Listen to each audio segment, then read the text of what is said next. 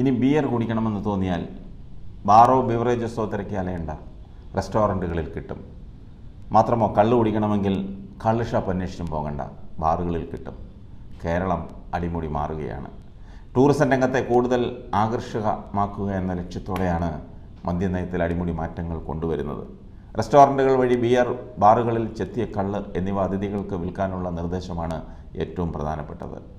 October മുതൽ ഫെബ്രുവരി വരെയുള്ള tourism season കണക്കാക്കിയായിരിക്കും licence വിതരണം ചെയ്യുന്നത്. ഇതിനായി 1 ലക്ഷം രൂപ വരെ ഫീസ് ഇനത്തിൽ ഹോട്ടലുകളും റെസ്റ്റോറൻറ്റുകളും നൽകേണ്ടി വരും. ലോക്സഭാ തെരഞ്ഞെടുപ്പ് ഫലം വന്നതിന് ശേഷം ഈ വിഷയം സർക്കാർ വിശദമായി ചർച്ച ചെയ്യും. നയപരമായ കാര്യമായതിനാൽ ഇടതുമുന്നണി യോഗത്തിലും വിഷയം ചർച്ചയാകും.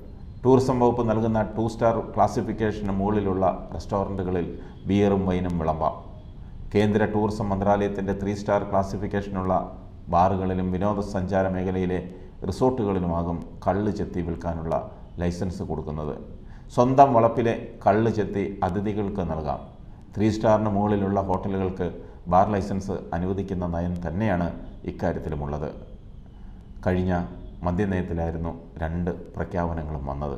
കേരളത്തിൽ എല്ലാ മാസവും 1-ാം തീയതി ഡ്രൈ ഡേ ആചരിക്കുന്നത് ഒഴിവാക്കാനും സംസ്ഥാന സർക്കാർ ആലോചിക്കുന്നുവെന്ന റിപ്പോർട്ടുകൾ നേരത്തെ പുറത്തു വന്നിരുന്നു. 1-ാം തീയതിയിൽ മദ്യശാലകൾ അടച്ചിടുന്നത് പിൻവലിച്ചാൽ അതിലൂടെ 12 ദിവസം അധികമായി പ്രവൃത്തി ദിവസങ്ങൾ ലഭ്യമാകും. വരുമാനത്തിലും വലിയ വർധനവ് സാധ്യമാകും.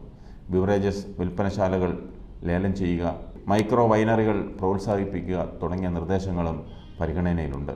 സർക്കാരിൻ്റെ വരുമാനം വർദ്ധിപ്പിക്കാനുള്ള നിർദ്ദേശങ്ങളെന്ന നിലയിലാണ് ഇവ പരിഗണിക്കുന്നത്. ടൂറിസം മേഖലയിലും വലിയ തിരിച്ചടി ഉണ്ടാകുന്നുവെന്നാണ് ഡ്രൈ ഡേ ഒഴിവാക്കാൻ ആലോചിക്കുന്നതിന് പിന്നിലുള്ളത്. ടൂറിസം വകുപ്പ് ബന്ധപ്പെട്ടവരുമായി ആലോചിച്ച് ഈ നിർദ്ദേശത്തെക്കുറിച്ച് റിപ്പോർട്ട് സമർപ്പിക്കണമെന്നാണ് നിർദ്ദേശം.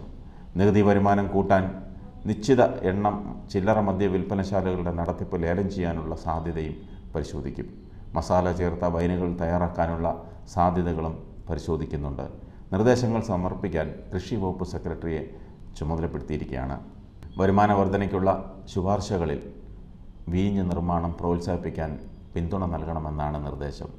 ഹോർട്ടി വൈനിൻ്റെയും മറ്റു വൈനുകളുടെയും ഉൽപ്പാദനം പ്രോത്സാഹിപ്പിക്കും. ഏതായാലും പരമാവധി ആളുകളെ കുടിപ്പിക്കുക എന്നതാണ് സർക്കാരിൻ്റെ ലക്ഷ്യം. ഇനി മദ്യം കിട്ടിയില്ല എന്ന് കരുതി ആരും ആത്മഹത്യ ചെയ്യരുത്.